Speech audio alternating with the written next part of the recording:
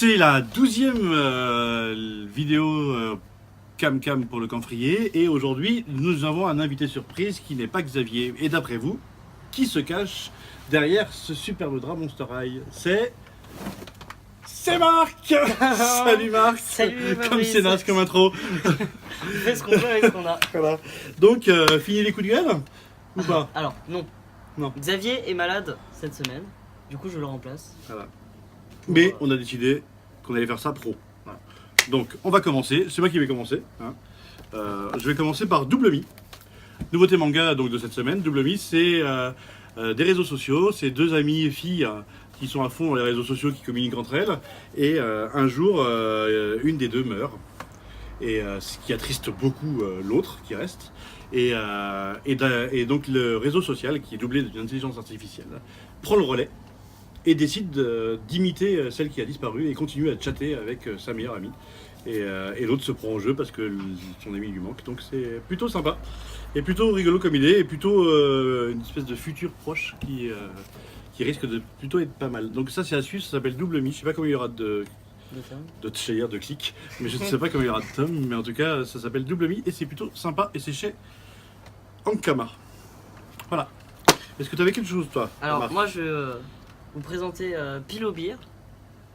Pillow Beer. Non, attends. Pillow Beer. Pillow qui Beer. veut dire coussin ou Alors, oreiller. C'est un lycéen fan de peluche, mais qui assume pas trop. Et un jour, il y a un homme peluche. Un homme peluche, c'est-à-dire qu'un mec homme normal, mais Alors, c'est un homme, mais il se considère mais comme il une se peluche. considère comme une peluche. Il est nu et il se prend pour une peluche. Il veut devenir le meilleur ami et en fait il veut De faire ce le lycéen. rôle d'une peluche pour ce lycéen. Et comme le rôle d'une peluche c'est d'être aimé par son Aimé maître, par son maître, et ben il va tout faire il pour va ça. tout faire pour être aimé de son c'est lycéen. déjà pas facile pour un lycéen d'assumer d'avoir 50 peluches dans son lit. Alors si en plus dans les 50 peluches, coloc. il y en a un qui ressemble quand même vachement à un garçon. Ouais. Ok, c'est chelou. C'est C'est pas chelou, du mais- yaoi, je préviens, ce n'est pas du yaoi. Non, c'est pas du yaoi. C'est du free hug. C'est un nouveau genre. C'est Voilà, c'est un shonen, ça s'appelle Pillow Beer. pourquoi pas. À voir, c'est chez Akata. Akata qui est dans la collection What the Fuck, hein, toujours. Donc voilà. Ok, moi j'ai aussi Old Dog.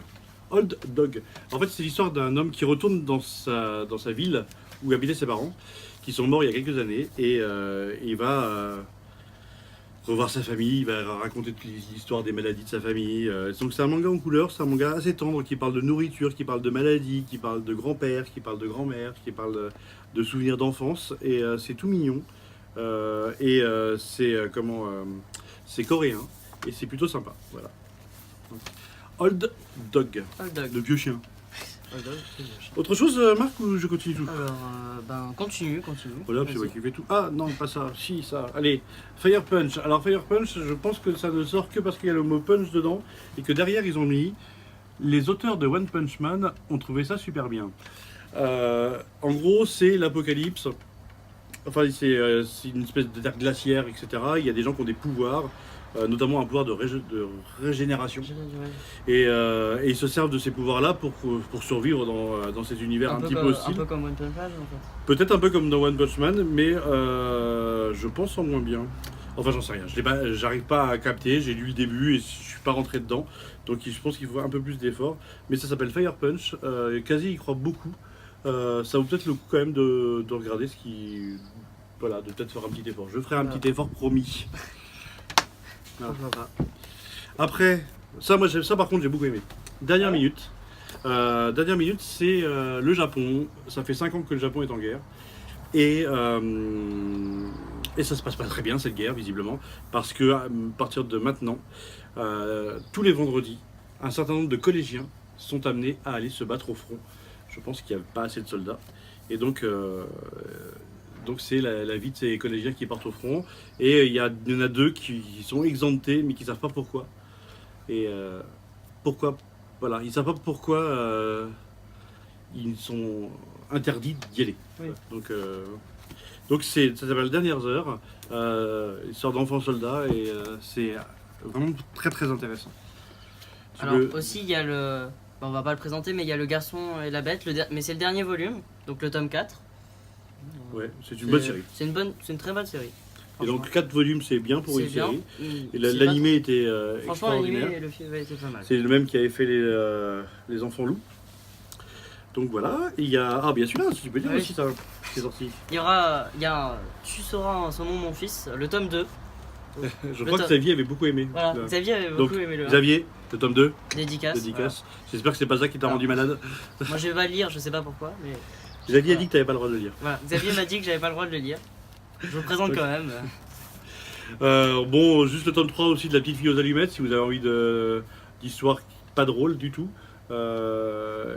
C'est pas très drôle comme histoire, mais c'est le chara design, enfin la charte graphique utilisée par Les Petites Filles aux Allumettes est plutôt jolie. Et c'est chez les éditions Comico. Et Comico, ils font des choses plutôt jolies aussi. Et donc c'est le tome 3, et je crois que aussi il y en a encore. C'est pas le dernier. On a presque terminé, il m'en reste un. Bon, il y a Remember tome 8 aussi, qui est sorti. Alors, il y en a d'autres qui sont sortis, mais là, on vous montre vraiment ceux qu'on préfère. Oui. Remember tome 8. Et moi, je voulais parler aussi d'un petit coup de cœur. Là, tu fais des coups de gueule, moi, je fais des coups de cœur. Chacun son truc. D'un manga que vous ne trouverez pas, qui est dans ma collection personnelle, qui s'appelle Tsubasa, les ailes d'argent. Et qui est un one-shot, donc un manga en un seul tome. Et honnêtement, si vous arrivez à le trouver, à chiner quelque part, nous on fait tout à la librairie pour en retrouver, mais c'est difficile parce que c'était chez Panini et ils ont arrêté l'édition il y a quelques années. C'est les 4 derniers jours d'un soldat qui s'est porté volontaire pour être un kamikaze. Donc il va s'écraser avec son avion sur un bateau américain ou sur un porte-avions américain. Et donc c'est les 4 jours de réflexion entre le moment où il se porte volontaire et le moment où il va partir en mission. Et est-ce que son pays mérite son sacrifice? Est-ce que sa famille mérite son sacrifice? Parce Est-ce que, qu'il va jamais est-ce que ça va revenir. servir à quelque chose? Sans compter qu'il y a des faux départs. Et donc c'est vraiment superbe intéressant. Au-delà du fait que les avions sont hyper bien dessinés et les visages hyper mal dessinés, je pense qu'il y a un parti pris justement pour montrer que l'avion est important, alors que le visage de l'homme, on peut l'oublier, c'est pas grave.